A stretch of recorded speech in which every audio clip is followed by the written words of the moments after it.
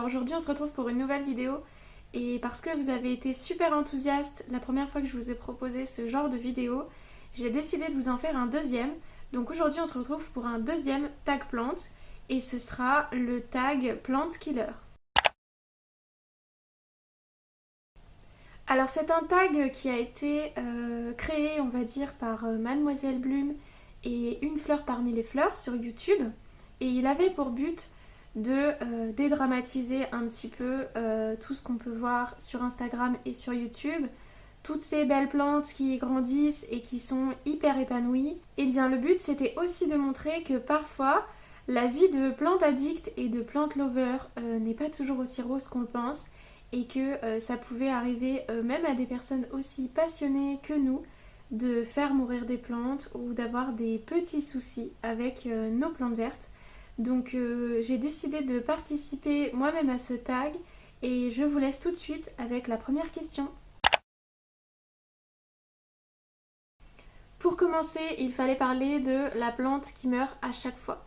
Et dans mon cas, c'est pas une plante unique, c'est plutôt une famille de plantes dans le sens où je dirais que c'est les plantes succulentes. Et effectivement, je n'ai pas la possibilité de les laisser en extérieur. Par contre, je n'ai pas non plus un intérieur qui leur permette de bénéficier de suffisamment de lumière. Et chez moi, les succulentes, c'est une catastrophe dans le sens où elles se mettent à faire des tiges immensément longues, elles filent en fait parce qu'elles manquent de lumière et donc elles essayent d'aller chercher ce dont elles ont besoin.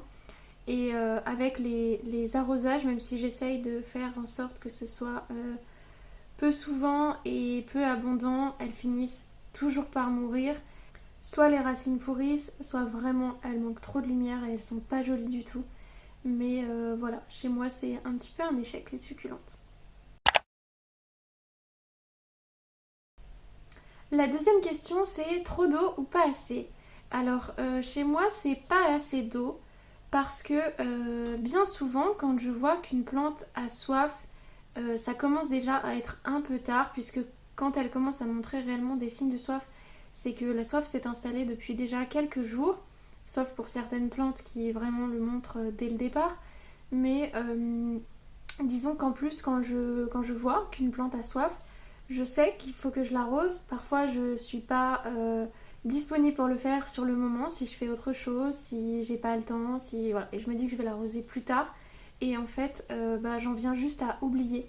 Donc ma plante, qui a déjà soif depuis quelques jours, reste encore quelques jours de plus sans eau. Et ça m'est arrivé de perdre plusieurs plantes comme ça. La troisième question, c'est le dernier parasite qui a gagné. Et sans hésitation, chez moi, c'est les thrips. C'est quasiment les seuls parasites que j'ai eus, sauf quelques cochenilles à un moment. Mais je trouve que les autres parasites sont relativement moins tenaces et on peut s'en débarrasser plus facilement.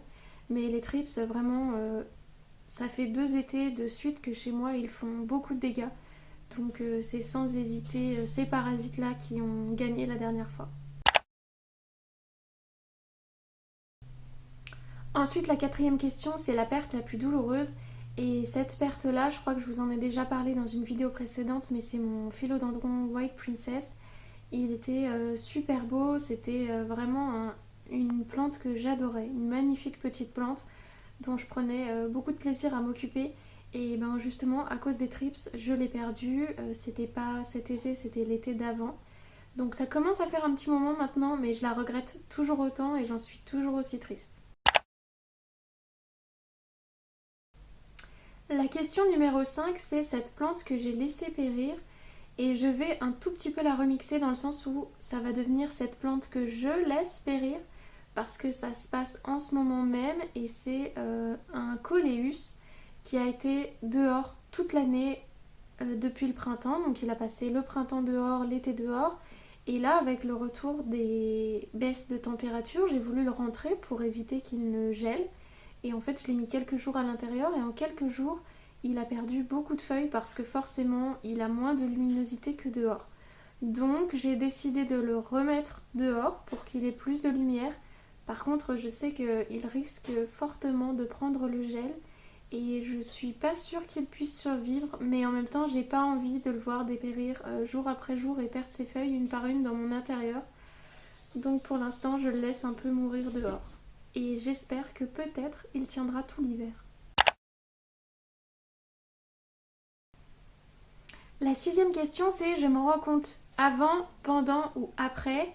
Et dans le cas d'une plante qui viendrait à dépérir, je dirais que je m'en rends compte pendant. Je vais m'en rendre compte par exemple si je vois que des feuilles jaunissent ou si je vois qu'elle a vraiment une tête un peu particulière. Mais la plupart du temps c'est pendant. La septième question c'est je remplace ou j'oublie.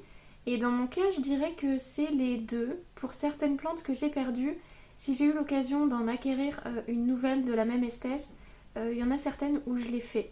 Parce que c'était des plantes que j'aimais beaucoup et si l'occasion s'est présentée, je les ai rachetées par exemple.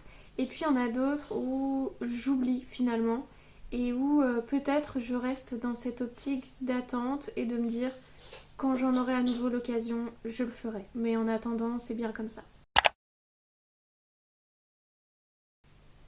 Et du coup, la dernière question, c'est la leçon que j'en ai tirée. Et si je devais faire un bilan et vous dire un petit peu tout ce que ça m'a appris de prendre soin de toutes ces petites plantes, je dirais que ça m'a surtout permis de me sentir bien. Apporter de la verdure, apporter un peu de vie dans mon intérieur et avoir ces petites plantes et ces petits êtres vivants finalement qui avaient besoin de moi pour se sentir bien, eh bien ça m'a apporté la possibilité de moi-même me sentir bien. Ça m'a apporté de la satisfaction lorsque je les vois grandir par exemple. Et puis ça m'a aussi fait évoluer finalement. Ça me permet d'être plus calme au quotidien, ça me permet d'être plus sereine, ça me permet d'avoir un but supplémentaire. Et puis ça m'apporte beaucoup de joie et de plaisir juste de les regarder. Donc je sais qu'à l'heure actuelle, je pourrais absolument plus me passer d'avoir des plantes à la maison. Et je sais qu'elles m'ont fait beaucoup de bien dans les moments où j'en ai besoin. Alors en retour, je prends le temps de bien les chérir quand elles en ont besoin.